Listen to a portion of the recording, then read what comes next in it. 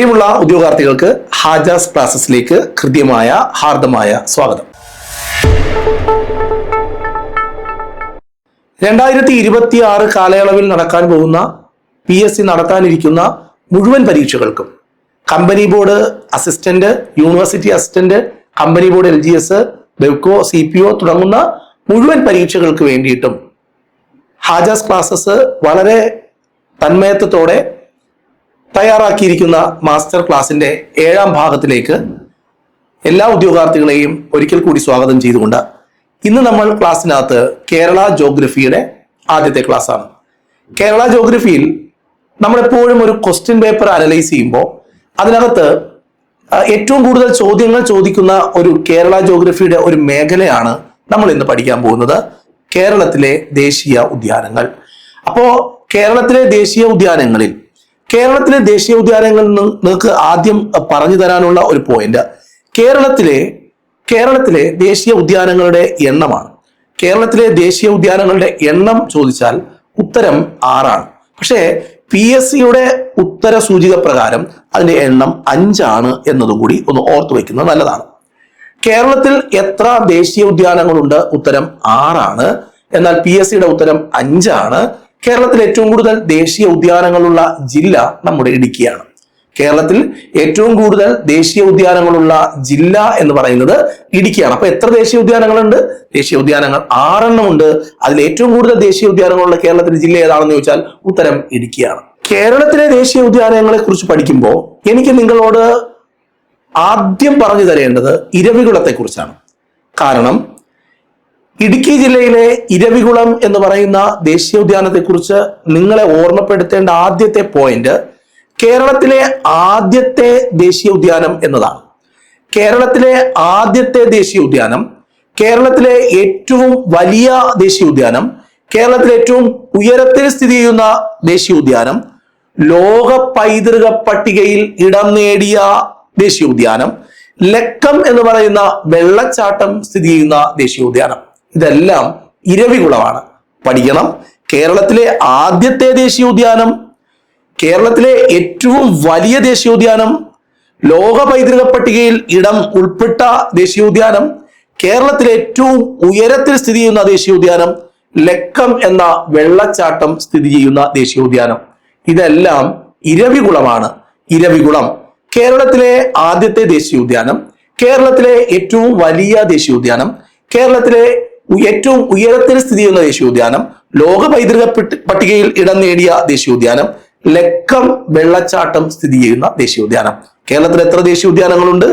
6 ഉണ്ട്. PSCയുടെ ഉത്തരപ്രകാരം 5 എണ്ണമാണ്. ഏറ്റവും കൂടുതൽ ദേശീയോദ്യാനങ്ങളുള്ള ജില്ല ഏതാണ്? നമ്മുടെ ഇടുക്കിയാണ്. ശ്രദ്ധിക്കാം, ഇരവികുളം ദേശീയോദ്യാനം എവിടെയാണ് സ്ഥിതി ചെയ്യുന്നത്? ഇടുക്കിയിലാണ്. അവിടെ ദേവികുളം താലൂക്കിലാണ് ഇരവികുളം ദേശീയ ഉദ്യാനം ഉള്ളത്. ഇടുക്കി ജില്ലയിലെ ഇരവികുളം താലൂക്കിലാണ് എന്നുള്ളത് നമ്മുടെ ദേവികുളം താലൂക്കിലാണ് ഇരവികുളം ദേശീയ ഉദ്യാനം ഉള്ളത്. ഈ ഇരവികുളം ദേശീയ ഉദ്യാനത്തിന്റെ തെക്കു ഭാഗത്തായി കാണപ്പെടുന്ന കൊടുമുടിയുടെ പേരാണ് ആനമുടി. ഈ ആനമുടി സ്ഥിതി ചെയ്യുന്നത് ഇരവികുളം ദേശീയ ഉദ്യാനത്തിന്റെ തെക്കു ഭാഗത്തായിട്ടാണ് ആനമുടി ഉള്ളത്. വളരെ ഇമ്പോർട്ടന്റ് ആയ 2 പോയിന്റുകൾ, 2 വർഷങ്ങളാണ് ഇനി പറയാൻ പോകുന്നത്. ശ്രദ്ധിക്കണം. ഈ ഇരവികുളം എന്ന് പറയുന്ന ആ ഒരു സ്ഥലത്തെ വന്യജീവി സങ്കേതമായി പ്രഖ്യാപിക്കപ്പെട്ട വർഷം 1975ലാണ്. ദേശീയ ഉദ്യാനമായി പ്രഖ്യാപിക്കപ്പെട്ട വർഷം 1978 ആണ്. 1975 ഇരവികുളത്തെ ദേശീയ വന്യജീവി സങ്കേതമായി പ്രഖ്യാപിക്കുന്നു. 1978 അതിനെ ദേശീയ ഉദ്യാനമായി പ്രഖ്യാപിക്കുന്നു. ഇരവികുളം ദേശീയ ഉദ്യാനം സ്ഥിതി ചെയ്യുന്ന ജില്ല എവിടെയാണ്? ഇടുക്കി ജില്ലയിലാണ്, ദേവികുളം താലൂക്കിലാണ്. ഇതിന്റെ തെക്കു ഭാഗത്തായി സ്ഥിതി ചെയ്യുന്ന ഒരു കൊടുമുടിയാണ് ആനമുടി. ഇരവികുളത്തെ വന്യജീവി സങ്കേതമായി പ്രഖ്യാപിച്ച വർഷം 1975 എന്നാൽ ഇതിനെ ദേശീയ ഉദ്യാനമായി പ്രഖ്യാപിക്കുന്നത് 1978 ഇരവികുളം ഇരവികുളം എന്ന് പറയുന്നത് ഏത് ജില്ലയിലാണ്? ഇടുക്കി ജില്ലയിലാണ്. താലൂക്ക് എവിടെയാണ്? ദേവികുളം താലൂക്കിലും ആണ് എന്നതും വ്യക്തമാണ്. ഇരവികുളം ഏറ്റവും വലിയ കേരളത്തിലെ ദേശീയോദ്യാനം, ഏറ്റവും ആദ്യത്തെ ദേശീയോദ്യാനം, ഏറ്റവും ഉയരത്തിൽ സ്ഥിതി ചെയ്യുന്ന ദേശീയോദ്യാനം, ഇതെല്ലാം നമ്മൾ പഠിച്ചു കഴിഞ്ഞു. ഇനി നമുക്ക് അടുത്ത പോയിന്റുകളിലേക്ക് വരാം. ഇരവികുളം ദേശീയോദ്യാനം ലോക പൈതൃക പട്ടികയിൽ ഇടം നേടിയ ഒരു ദേശീയോദ്യാനം കൂടിയാണ് എന്നത് മറക്കരുത്. ശ്രദ്ധിക്കേണ്ട ഒരു പ്രധാനപ്പെട്ട ഒരു പോയിന്റ്, വംശനാശ ഭീഷണി നേരിടുന്ന വരയാടുകൾ, ആ അത്യപൂർവ ഇനത്തിൽപ്പെട്ട വരയാടുകളുടെ സംരക്ഷണ കേന്ദ്രം, നമ്മൾ ഇതിനു മുമ്പുള്ള സ്ലൈഡിൽ വരയാടിന്റെ ചിത്രം കാണിച്ചിട്ടുണ്ടായിരുന്നു. ഇരവികുളം എന്ന ഹെഡിങ്ങിൽ ഒരു വരയാട് കാണിച്ചിട്ടുണ്ടായിരുന്നു. വരയാടുകളുടെ സംരക്ഷണ കേന്ദ്രം എവിടെയാണെന്ന് ചോദിച്ചാൽ ഇരവികുളം ദേശീയോദ്യാനമാണ്. ഈ വരയാടുകളുടെ സയന്റിഫിക് നെയിം, ശാസ്ത്രീയ നാമം നീലഗിരി ട്രാഗസ് ഹൈലോക്രിയസ് എന്നാണ്. നീലഗിരി ട്രാഗസ് ഹൈലോക്രിയസ് എന്നാണ് വരയാടുകൾ, വംശനാശ ഭീഷണി നേരിടുന്ന വരയാടുകളുടെ സംരക്ഷണ കേന്ദ്രം ഇരവികുളമാണ്. തമിഴ്നാടിന്റെ സംസ്ഥാന മൃഗം ആണ് ഇരവികുളം. നിങ്ങൾ ഇടുക്കിയിൽ ടൂർ പോയിട്ടുണ്ടെങ്കിൽ രാജമല എന്ന് കേട്ടിട്ടുണ്ടോ? ഈ രാജമല ഒരു വിനോദസഞ്ചാര കേന്ദ്രമാണ്. എന്താണ് സ്ഥലത്തിന്റെ പേരെന്താണ്? രാജമല. ഈ രാജമല എന്ന് പറയുന്നത് ഇരവികുളത്തിന്റെ ഭാഗമാണ്. രാജമല തെക്കേ ഇന്ത്യയിലെ ഏറ്റവും വലിയ കൊടുമുടിയാണ്. ഏത്? ആനമുടി. ആനമുടി ഏതിന്റെ ഭാഗമാണ്? ഇരവികുളത്തിന്റെ ഭാഗമാണ്. എത്ര PSC ചോദ്യങ്ങളാണ് ഇവിടെ ഉള്ളത്. അപ്പോ ഇരവികുളം ബെസ്റ്റ് ആയിട്ട് പഠിക്കണം. കേരളത്തിൽ എത്ര ദേശീയോദ്യാനങ്ങളുണ്ട്? 6 എണ്ണമുണ്ട്. PSCയുടെ ഉത്തരപ്രകാരം 5 എണ്ണമാണ് ഉള്ളത്. ഇരവികുളമോ ഏറ്റവും ആദ്യത്തേതും ഏറ്റവും വലുതും കേരളത്തിലെ ഏറ്റവും ഉയരത്തിൽ സ്ഥിതി ചെയ്യുന്നതുമായിട്ടുള്ളതാണ് രാജമല. അവിടെയുള്ള ഒരു വിനോദ സഞ്ചാര കേന്ദ്രമാണ് എന്നും നമ്മൾ പഠിച്ചു കഴിഞ്ഞു. ഇനി നമുക്ക് അടുത്ത പോയിന്റിലേക്ക് വരാം. ഓക്കെ, അപ്പോ നമ്മൾ പറഞ്ഞത് രാജമല ഇരവികുളത്താണെന്ന് പറഞ്ഞു. ആനമുടി, തെക്കേ ഇന്ത്യയിലെ ഏറ്റവും ഉയരം കൂടിയ കൊടുമുടിയായ ആനമുടി എവിടെയാണ്? അതും ഇരവികുളത്താണെന്ന് പറഞ്ഞു. ഇനി ഹമ്മിൽട്ടന്റെ പീഠഭൂമി എന്നറിയപ്പെടുന്ന ദേശീയ ഉദ്യാനം, ഹമ്മിൽട്ടന്റെ പീഠഭൂമി എന്നറിയപ്പെടുന്ന ദേശീയോദ്യാനം. വളരെ ഇമ്പോർട്ടന്റ് ആയ ഒരു പോയിന്റാണ് ഇനി സാറ് പറയാൻ പോകുന്നത്. കേരളത്തിലെ ആദ്യത്തെ ഫെർണേറിയം, ഫേൺസ് എന്ന് പറയുന്ന ഒരു പ്ലാന്റ് ഉണ്ടല്ലോ, കണ്ടിട്ടില്ലേ നിങ്ങൾ? ഇങ്ങനെ പ്രത്യേകിച്ച് തണ്ടുകളൊന്നും ഇല്ലാതെ ഇലകൾ മാത്രം ഇങ്ങനെ പൊടിച്ച് നിൽക്കുന്ന ഒരു ഫേൺ ഇനത്തിൽപ്പെട്ട, ഫേൺ എന്ന് പറഞ്ഞാൽ ഒരു സസ്യ ഇനമാണ്. ചെടിച്ചട്ടിയിലൊക്കെ നമ്മൾ ഇങ്ങനെ നിർത്തുമ്പോഴത്തേക്കും ഇങ്ങനെ ഒരു ഇല പോലെ ഇങ്ങനെ കാണുന്ന ഒരു പ്ലാന്റ് ഉണ്ട്, ഫേൺസ്. ഈ ഫേൺസിന്റെ ഒരു ബൊട്ടാണിക്കൽ ഗാർഡൻ, കേരളത്തിലെ ആദ്യത്തെ ഫെർണേറിയം എന്നാ പറയുക. ആദ്യത്തെ ഫെർണേറിയം എവിടെയാണെന്ന് ചോദിച്ചാൽ നമ്മൾ ഉത്തരം പറയണം, അതും ഇരവികുളത്താണ്. അപ്പോ ഇരവികുളത്താണ് കേരളത്തിലെ ആദ്യത്തെ ഫെർണേറിയം ഉള്ളത്. ഹമ്മിൽട്ടന്റെ പീഠഭൂമി എന്നറിയപ്പെടുന്ന ദേശീയോദ്യാനം അതാണ്. വിനോദസഞ്ചാര കേന്ദ്രമായ രാജമല അത് അവിടെയാണ് സ്ഥിതി ചെയ്യുന്നത്. അപ്പോ ഇനി നമുക്ക് നോക്കാനുള്ളത് പെരിയാറിനെ കുറിച്ചാണ്.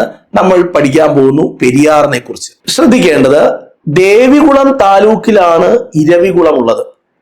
എന്നാൽ നമ്മുടെ പെരിയാറ് ഏത് താലൂക്കിലാണെന്ന് ചോദിച്ചാൽ പറയണം, പീരുമേട് താലൂക്കിലാണ്. പീരുമേട് താലൂക്കിലാണ് പെരിയാർ നാഷണൽ പാർക്ക് ഉള്ളത്, ദേശീയോദ്യാനം ഉള്ളത്. പെരിയാർ നാഷണൽ പാർക്ക് ദേവികുളം അല്ല, പീരുമേട് താലൂക്കിലാണ് സ്ഥിതി ചെയ്യുന്നത്. പെരിയാറിനെ കുറിച്ച് പറയുകയാണെങ്കിൽ, പെരിയാർ എന്ന് പറയുന്ന ദേശീയോദ്യാനത്തിലെ ഏറ്റവും ഉയരം കൂടിയ സ്ഥലം, ഏറ്റവും ഉയരം കൂടിയത് ഇരവികുളത്ത് ഏറ്റവും ഉയരം കൂടിയത് ആനമുടിയാണെങ്കിൽ, പെരിയാറില് ഏറ്റവും ഉയരം കൂടിയ സ്ഥലം അറിയപ്പെടുന്ന പേര് കോട്ടമല എന്നാണ്. അപ്പോ പെരിയാർ ദേശീയോദ്യാനത്തിൽ ഏറ്റവും ഉയരം കൂടിയ പ്രദേശം എന്ന് പറയുന്നത് കോട്ടമലയാണ്. 2 വില്ലേജുകളിലായി ആണ് ഈ ഒരു പെരിയാർ സ്ഥിതി ചെയ്യുന്നത്. അതിൽ ഒന്ന് കുമളിയിലും 2 മ്ലാപ്പാറയിലും. കുമളിയിലും മ്ലാപ്പാറയിലുമായിട്ടാണ്, ഈ 2 വില്ലേജുകളിലുമായിട്ടാണ് പെരിയാർ ദേശീയോദ്യാനം സ്ഥിതി ചെയ്യുന്നത്. ഏകദേശം 140-ൽ കൂടുതൽ ഓർക്കിഡ് ഇനങ്ങൾ ഇവിടെ കാണപ്പെടുന്നു എന്നാണ് റിപ്പോർട്ട്. ഏകദേശം 140-ൽ കൂടുതൽ ഓർക്കിഡ് ഇനങ്ങൾ പെരിയാറിൽ കാണപ്പെടുന്നു. പെരിയാർ ദേശീയോദ്യാനം സ്ഥിതി ചെയ്യുന്ന താലൂക്കാണ് പീരുമേട്. പെരിയാർ ദേശീയോദ്യാനത്തിലെ ഏറ്റവും ഉയരം കൂടിയ പ്രദേശമാണ് കോട്ടമല.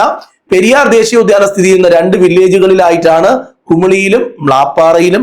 140-ൽ കൂടുതൽ ഓർക്കിഡ് ഇനങ്ങളാണ് ഇവിടെ ഉള്ളത്. ഓർക്കിഡ് ഇനങ്ങൾ ഇവിടെ കാണപ്പെടുന്നു. ഇനി നമ്മൾ പറയാൻ പോകുന്നത് സൈലന്റ് വാലിയെ കുറിച്ചാണ്. വളരെ പ്രധാനപ്പെട്ട കുറെ ചോദ്യങ്ങൾ ഉള്ള ഒരു ഏരിയ ആണ് സൈലന്റ് വാലി. സൈലന്റ് വാലിയെ കേരളത്തിലെ ആദ്യത്തെ ദേശീയോദ്യാനം ഇരവികുളം. ആദ്യത്തെ ദേശീയോദ്യാനം, ഏറ്റവും വലുതും അത് തന്നെ. എന്നാൽ കേരളത്തിലെ രണ്ടാമത്തെ ദേശീയോദ്യാനം അത് സൈലന്റ് വാലിയാണ്. അപ്പോ സൈലന്റ് വാലിയാണ് ഇത് കേരളത്തിലെ രണ്ടാമത്തെ ദേശീയോദ്യാനം. കേരളത്തിലെ ഒരേ ഒരു നിത്യഹരിത മഴക്കാട്. അപ്പോ കേരളത്തിലെ ഒരേ ഒരു നിത്യഹരിത മഴക്കാട്, കേരളത്തിലെ രണ്ടാമത്തെ ദേശീയോദ്യാനം, അതേപോലെ ലോക പൈതൃക പട്ടികയിൽ ഇടം നേടിയ ദേശീയോദ്യാനം. ലോക പൈതൃക പട്ടികയിൽ ഇടം നേടിയ ദേശീയോദ്യാനം സൈലന്റ് വാലി. 9.8 കിലോമീറ്റർ ഭാഗം എക്കോ സെൻസിറ്റീവ് സോണായി ഈ നമ്മുടെ കേന്ദ്ര സർക്കാർ പ്രഖ്യാപിച്ച കേരളത്തിലെ ദേശീയോദ്യാനം കൂടിയാണ് സൈലന്റ് വാലി. സൈലന്റ്, നിശബ്ദമായ. അപ്പോ ശ്രദ്ധിക്കണം, കേരളത്തിലെ ഏക കന്യാവനം. ഇതൊക്കെ PSC ആവർത്തിച്ച് ചോദിച്ചിട്ടുണ്ട്. കേരളത്തിലെ ഏറ്റവും വലിയ മഴക്കാട്, കേരളത്തിലെ ഒരേ ഒരു കന്യാവനം, കേരളത്തിലെ ഏറ്റവും വലിയ മഴക്കാട്. എടാ, നമ്മൾ നേരത്തെ നോക്കിയത് ഇടുക്കിയിലാണ് സ്ഥിതി ചെയ്യുന്നതെങ്കിൽ സൈലന്റ് വാലി സ്ഥിതി ചെയ്യുന്നത് പാലക്കാടാണ്. പുരാണങ്ങളിൽ സൈരന്ധ്രീവനം എന്ന് അറിയപ്പെട്ടിരുന്നത് സൈലന്റ് വാലിയാണ്. ഏറ്റവും കൂടുതൽ ബയോഡൈവേഴ്സിറ്റി ഉള്ള, ജൈവ വൈവിധ്യമുള്ള, ജീവികൾ കൂടുതലായി കാണപ്പെടാൻ കഴിയുന്ന, വിവിധങ്ങളായ ജീവജാലങ്ങളെ കാണാൻ കഴിയപ്പെടുന്ന ഒരേ ഒരു ദേശീയോദ്യാനമാണ് നമ്മുടെ സൈലന്റ് വാലി. ഏക കന്യാവനം. കേരളത്തിലെ ഏറ്റവും വലിയ മഴക്കാട് ഏതാന്ന് ചോദിച്ചാൽ അത് സൈലന്റ് വാലിയാണ്. സ്ഥിതി ചെയ്യുന്ന ജില്ല മറക്കണ്ട, പാലക്കാട് ജില്ലയിലാണ് സ്ഥിതി ചെയ്യുന്നത്. സൈലന്റ് വാലി ദേശീയോദ്യാനം സ്ഥിതി ചെയ്യുന്ന ജില്ല പാലക്കാടാണ്. പുരാണങ്ങളിൽ സൈരന്ധ്രീവനം എന്നാണ് ഇത് അറിയപ്പെട്ടിരുന്നത്. ഒന്ന് ചോദിച്ചോട്ടെ, ഇരവികുളത്തെ വന്യജീവി സങ്കേതമായി പ്രഖ്യാപിച്ച വർഷം 1975 ആണെന്ന് പറഞ്ഞാൽ നിങ്ങളുടെ മറുപടി എന്തായിരിക്കും? അങ്ങനെയാണെങ്കിൽ അതിനെ ദേശീയോദ്യാനമായി പ്രഖ്യാപിച്ചത് 1978 ആണെന്ന് പറഞ്ഞാൽ വിശ്വസിച്ചേ പറ്റുള്ളൂ. അപ്പോ കേരളത്തിലെ ഒരേ ഒരു കന്യാവനം സൈലന്റ് വാലിയാണ്, പാലക്കാട് ജില്ലയിലാണ്. ഇരവികുളം ദേശീയോദ്യാനം സ്ഥിതി ചെയ്യുന്നത് ഇടുക്കി ജില്ലയിലാണ്. ഓക്കെ, ക്ലിയർ ആണ്? നന്നായിട്ട് പഠിച്ചു പോണേ. ഈ മാസ്റ്റർ ക്ലാസ്സിനെ കുറിച്ചുള്ള അഭിപ്രായം നിങ്ങൾ കമന്റുകളായിട്ട് രേഖപ്പെടുത്താൻ മറന്നു പോകരുത്. കമന്റ് ഇടണം, അതാണ് നമ്മുടെ ഊർജം. അതുകൊണ്ട് കമന്റ് ഇടാൻ വിട്ടുപോകരുത്. സൈലന്റ് വാലി ഏത് താലൂക്കിലാണ്? ജില്ല പാലക്കാടാണെങ്കിൽ ഏത് താലൂക്കിലാണ്? പാലക്കാട് ജില്ലയിലെ മണ്ണാർക്കാട് താലൂക്കിലാണ്. മണ്ണാർക്കാട് താലൂക്കിൽ പോയാൽ നമുക്ക് സൈലന്റ് വാലിയെ കാണാം. വളരെ പ്രധാനപ്പെട്ട ഒരു ചോദ്യം. ഈ സൈലന്റ് വാലിയെ നാഷണൽ പാർക്കായി, ദേശീയ ഉദ്യാനമായി പ്രഖ്യാപിക്കുന്നത് ഇന്ത്യയുടെ ഉരുക്ക് വനിത എന്നറിയപ്പെടുന്ന ഇന്ദിരാഗാന്ധിയാണ്. 1984 ഇങ്ങനെ പ്രഖ്യാപിക്കപ്പെട്ടത്. അപ്പോ 1984 സൈലന്റ് വാലിയെ ദേശീയ ഉദ്യാനമായി ഇന്ത്യയുടെ എക്കാലത്തെയും ഉരുക്ക് വനിത ഇന്ദിരാഗാന്ധി പ്രഖ്യാപിക്കുന്നത്. ഈ സൈലന്റ് വാലി ദേശീയ ഉദ്യാനം ഉദ്ഘാടനം പ്രഖ്യാപിച്ചത് 84 അതിന്റെ തൊട്ടടുത്ത വർഷം, അതായത് 85 സെപ്റ്റംബർ 7 രാജീവ് ഗാന്ധിയാണ് ഇത് ഉദ്ഘാടനം ചെയ്യപ്പെടുന്നത്.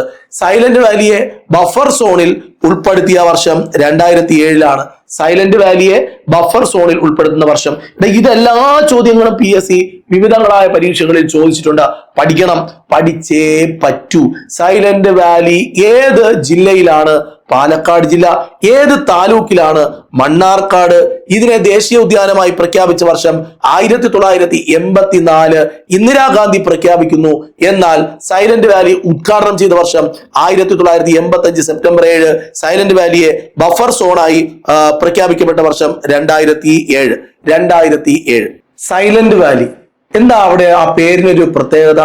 അവിടെ അന്ന് ബ്രിട്ടീഷുകാരനായ റൈറ്റ് എന്ന് പറയുന്ന വ്യക്തിയാണ് അതിനെ ഇങ്ങനെ ഒരു പേര് നിർദ്ദേശിച്ചത്. ചീവീടുകളുടെ ശബ്ദമില്ല, ചീവീടുകളുടെ അരോചകമായ ശബ്ദമില്ലാത്തത് കൊണ്ടാണ് അതിന് സൈലന്റ് വാലി എന്ന പേര് റൈറ്റ് കൊടുക്കാൻ കാരണം.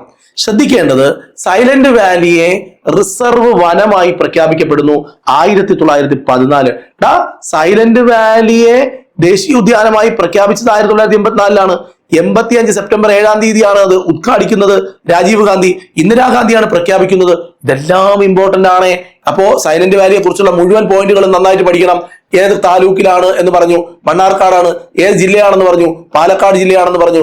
പശ്ചിമഘട്ടം, വെസ്റ്റേൺ ഘാട്ട്, നീലഗിരി കുന്നുകൾ ഇതിന്റെ ഭാഗമായിട്ട് വ്യാപിച്ചു കിടക്കുകയാണ്. സൈലന്റ് വാലി ഉൾപ്പെടുന്ന ബയോസ്ഫിയർ റിസർവ് ആണ് നീലഗിരി. സൈലന്റ് വാലിയെ കൂടെ ഉൾപ്പെടുത്തുന്ന ഒരു ബയോസ്ഫിയർ റിസർവ് ആണ് നീലഗിരി. ഇവിടെയാണ് സിംഹവാലൻ കുരങ്ങുകൾ ഉള്ളത്. അവിടെ ഒരു പ്ലാവ് ഉണ്ട് അല്ലെ, പ്ലാവ് മരം, അതിന്റെ സാന്നിധ്യം ഉള്ളത് കൊണ്ട് സിംഹവാലൻ കുരങ്ങുകൾ ധാരാളമായി കാണപ്പെടുന്ന ഒരു സ്ഥലം കൂടിയാണ് സൈലന്റ് വാലി എന്ന് നമ്മൾ പഠിച്ചിട്ടുണ്ട്, കേട്ടിട്ടുണ്ട്.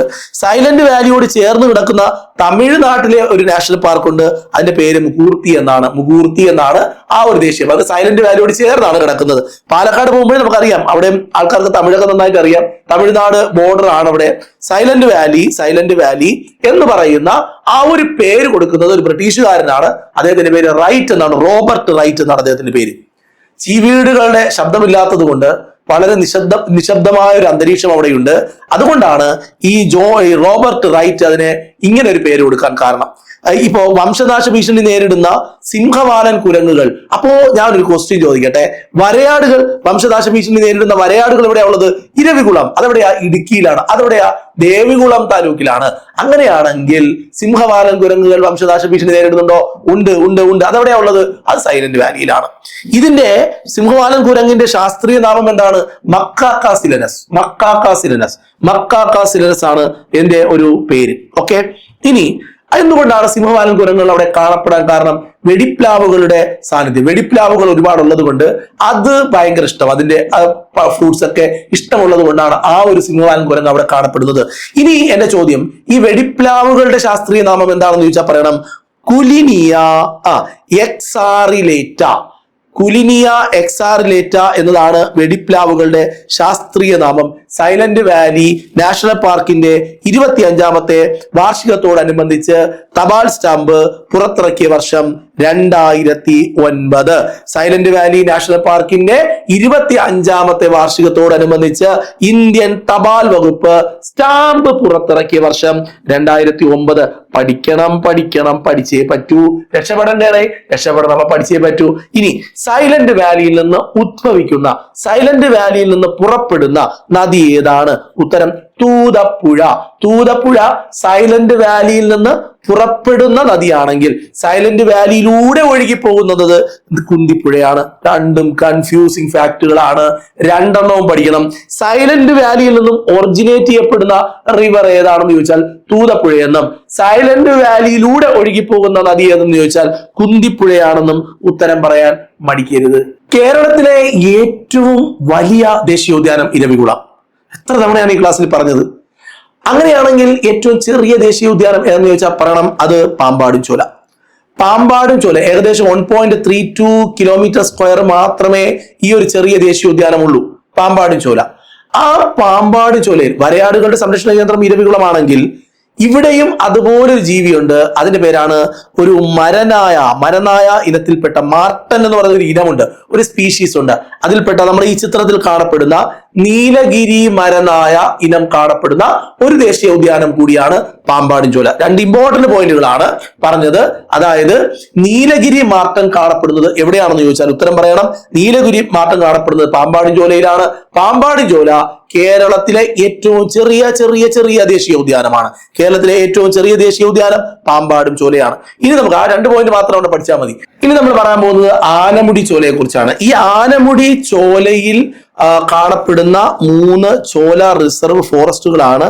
ഒന്ന് ഇടവര ചോല, അതുപോലെ തന്നെ പുല്ലാർടി ചോല, മന്നവൻ ചോല. ഇത് 3ഉം ആനമുടി ചോല ദേശീയോദ്യാനത്തിൽ ഉൾപ്പെടുന്ന 3 ചോല റിസർവുകളാണ്. ശ്രദ്ധിക്കണം, ഞാൻ ചോദിക്കട്ടെ, ആനമുടി നമ്മൾ എവിടെയാണ് പഠിച്ചത്? ഇരവികുളവുമായി ബന്ധപ്പെട്ട്. അപ്പൊ ഇത് എവിടെയായിരിക്കും? ഇത് ഇടുക്കിയിൽ തന്നെ. ഇടുക്കിയിൽ ഏത് താലൂക്കിലായിരിക്കും? ദേവികുളം താലൂക്കിലാണ് സ്ഥിതി ചെയ്യുന്നത് അല്ലെ. ഈ ആനമുടി ചോല ദേശീയ ഉദ്യാനത്തില് സ്ഥിതി ചെയ്യുന്ന ഒരു വെള്ളച്ചാട്ടമുണ്ട്, തൂവാനം വെള്ളച്ചാട്ടം. അപ്പൊ തൂവാനം വെള്ളച്ചാട്ടം എവിടെയാന്ന് ചോദിച്ചാൽ ആനമുടി ചോലയിലാണ്. തൂവാനം വെള്ളച്ചാട്ടം ആനമുടിയിലാണ്. ഏത് ജില്ലയിലാണ്? ഇടുക്കി ജില്ലയിലാണ്. ഏത് താലൂക്കിലാണ്? ദേവികുളം താലൂക്കിലാണ്. ഇനി ദിനോസറുകളുടെ കാലത്ത്, ദിനോസറുകൾ ഉണ്ടായിരുന്നു നമുക്കറിയാലോ അല്ലെ. അപ്പം ജുറാസിക് പാർക്കൊക്കെ നമ്മൾ കണ്ട ദിനോസറുകളുടെ കാലത്ത് ട്രീ ഫേണുകൾ ഉണ്ടായിരുന്നു. എന്ന് വെച്ചാൽ മരത്തിന്റെ വലിപ്പമുള്ള ഫേൺ ഇനത്തിൽപ്പെട്ട ചെടികൾ ഉണ്ടായിരുന്നു, സസ്യങ്ങൾ ഉണ്ടായിരുന്നു. അത് കാണപ്പെടുന്നത് ഈ ദേശീയോദ്യാനത്തിലാണ്. ട്രീ ഫേണുകൾ കാണപ്പെടുന്നത്. അപ്പൊ നേരത്തെ നമ്മൾ ഫേണിനെ കുറിച്ചൊരു ഒരു ഗാർഡൻ പറഞ്ഞില്ലായിരുന്നോ? അതെവിടെയാണ്? അത് നിങ്ങൾ പറയണം കേട്ടോ, അതെവിടെയാണ് നിങ്ങൾ പറയണം. ഓക്കെ, അടുത്തത് മതികെട്ടാൻ ചോല. മതികെട്ടാൻ ചോല സ്ഥിതി ചെയ്യുന്ന താലൂക്ക് ഉടുമ്പൻ ചോല. അപ്പം ഉടുമ്പൻ ചോല എന്ന് പറയുന്ന ഒരു താലൂക്കുണ്ട്. ആ താലൂക്കിലാണ് മതികെട്ടാൻ ചോല ഉള്ളത്. മതികെട്ടാൻ ചോല സ്ഥിതി ചെയ്യുന്ന താലൂക്ക് ഏതാണെന്ന് ചോദിച്ചാൽ ഉടുമ്പൻ ചോലയാണ്. 1897 തിരുവിതാംകൂർ ഗവൺമെന്റ് റിസർവ് വുഡ്ലാൻഡായി പ്രഖ്യാപിച്ച സ്ഥലമാണ് ഈ മതികെട്ടാൻ ചോല. 1897 അന്ന് തിരുവിതാംകൂർ ഗവൺമെന്റ് റിസർവ് വുഡ്ലാൻഡായി പ്രഖ്യാപിച്ച സ്ഥലമാണ്. ഓക്കെ, ഈ മതികെട്ടാൻ ചോലയിൽ ഏറ്റവും ഉയർന്ന പ്രദേശം ഏതെന്ന് ചോദിച്ചാൽ നമ്മൾ ഉത്തരം പറയണം, അത് കാട്ടുമലയാണ്. മതികെട്ടാൻ ചോലയിലെ ഏറ്റവും ഉയർന്ന പ്രദേശമാണ് കാട്ടുമല. അപ്പൊ മതികെട്ടാൻ ചോല എവിടെയാണ് സ്ഥിതി ചെയ്യുന്നത്? സ്ഥിതി ചെയ്യുന്ന താലൂക്ക് ഏതാണ്? ഉടുമ്പൻ താലൂക്ക്. 1897 തിരുവിതാംകൂർ ഗവൺമെന്റ് എന്താ പറയുക, റിസർവ് വുഡ്ലാൻഡായി പ്രഖ്യാപിക്കുന്നു. മതികെട്ടാൻ ചോല ദേശീയോദ്യാനത്തിലെ ഏറ്റവും ഉയർന്ന പ്രദേശമാണ് കാട്ടുമല. ഇനി മതികെട്ടാൻ ചോലയിൽ നിന്ന് ഉത്ഭവിക്കുന്ന നദികൾ ഏതൊക്കെയാണ്? ഒന്ന് ഉച്ചിൽ കുത്തിപ്പുഴ, മതികെട്ടാൻ പുഴ, അതുപോലെ തന്നെ ഞണ്ടാറ്, ചെമ്മണ്ണാറ്, അതായത് പന്നിയാറിന്റെ പോഷക നദികളാണ്. ഇതെല്ലാം മതികെട്ടാൻ ചോലയിൽ നിന്ന് ഒറിജിനേറ്റ് ചെയ്യുന്ന നദികളാണ്. ഓക്കെ, കുത്തിപ്പുഴ, മതികെട്ടാൻ പുഴ, ഞണ്ടാറ്, ചെമ്മണ്ണാറ്. ഓക്കെ, ഇനി ഈ മതികെട്ടാൻ ചോലയുടെ വടക്ക് ഭാഗത്തായി അതിർത്തികളിലായി സ്ഥിതി ചെയ്യുന്ന ഒരു മുതുവൻ ആദിവാസി കോളനി ഉണ്ട്. അതിന്റെ പേരാണ് അടുവിളന്താംകുടി എന്ന് പറയുന്നത് നമ്മുടെ മതികെട്ടാൻ ചോലയുടെ വടക്ക് ഭാഗത്ത് അതിർത്തിയിലായി സ്ഥിതി ചെയ്യുന്ന ഒരു ആദിവാസി കോളനിയാണ്. മുതുവൻ ആദിവാസി കോളനിയുടെ പേരാണ് അടുവിളന്താംകുടി. ഓക്കെ, എന്റെ ചോദ്യം, കേരളത്തിൽ എത്ര ദേശീയ ഉദ്യാനങ്ങളുണ്ട്? 6. PSCയുടെ ഉത്തരം 5. അങ്ങനെയാണെങ്കിൽ ഈ 5 പേരുടെയും ജില്ലകൾ ഓർത്തു വെക്കണം, താലൂക്കുകൾ ഓർത്തു വെക്കണം, പ്രത്യേകതകൾ ഓർത്തു വെക്കണം. ഓരോ ദേശീയോദ്യാനത്തിന്റെയും ഏറ്റവും ഉയർന്ന ഭാഗം ഏത്? പഠിക്കണം. ഓക്കെ, നന്നായിട്ട് പഠിച്ചു വെക്കണം. ഇനി ഇരവികുളം നോക്കുകയാണെങ്കിൽ, ഇരവികുളം ഇടുക്കിയിലാണ്. ഏറ്റവും കൂടുതൽ ദേശീയോദ്യാനങ്ങളുള്ളത് ഇടുക്കിയിലാണ്. കണ്ടോ, ഇതെല്ലാം ഇടുക്കിയാണ് വന്നിരിക്കുന്നത്. അപ്പൊ ഇരവികുളം ഇടുക്കിയിലാണ്. വർഷം 1978. സൈലന്റ് വാലിയെ ദേശീയോദ്യാനമായി പ്രഖ്യാപിക്കുന്നത് 84. ആനമുടി ചോലയെ ദേശീയോദ്യാനമായി പ്രഖ്യാപിക്കുന്നത് 2003. മതികെട്ടാൻ ചോല 2003. പാമ്പാടി ചോല 2003. സൈലന്റ് വാലി മാത്രം പാലക്കാട്. ബാക്കി എല്ലാ ദേശീയോദ്യാനങ്ങളും ഇടുക്കിയിലാണ്. അപ്പോ എന്റെ പൊന്നുപിള്ളരെ, നമുക്ക് ജയിക്കണം. ഈ വരുന്ന 2026 പരീക്ഷ എന്റെ പേര് റാങ്ക് ലിസ്റ്റിൽ ഉൾപ്പെടുക എന്നതല്ല, റാങ്ക് ഏറ്റവും ബെസ്റ്റ് ആയിട്ടും സേഫ് ആയിട്ടുള്ള ഒരു റാങ്കിലേക്ക് നമുക്ക് കയറി ചെല്ലണം. നിങ്ങൾക്ക് ഞാൻ ഒരു മാർഗം പറഞ്ഞു തന്നു. വരുന്ന ക്ലാസ്സുകളിൽ നിരവധി മാർഗങ്ങൾ പറഞ്ഞു തരും.